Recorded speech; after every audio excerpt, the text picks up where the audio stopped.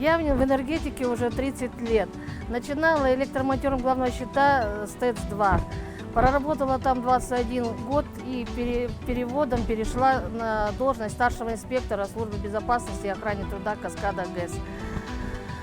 Работа у нас тяжелая, серьезная, ответственная, так как наша задача, чтобы каждый работник не получил травму при выполнении своих должностных обязанностей. Это заключается и в обучениях у нас с персоналом, и в беседах, и в контроле по безопасному выполнению работ. В энергетике вообще никогда нельзя останавливаться, оно самосовершенствуешься, потому что всегда что-то узнаешь новое, самообучаешься. Каждое меняется оборудование, какое-то производится реконструкция оборудования. Какие-то вот процессы, вот как я говорю, что процессы у нас уже вводятся тоже, опять мы самообучаемся, входим. Оно всегда не стоишь на месте, здесь всегда надо идти вперед.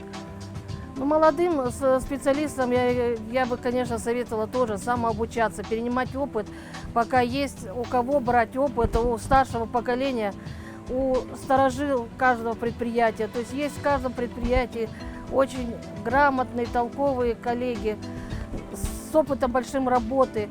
И молодежи надо всегда брать пример со старшего поколения, которое уже давно работает на данных предприятиях. Энергетика для меня это уже, можно сказать, жизнь. Я с молодой пришла и вот работаю, и мне всегда интересно.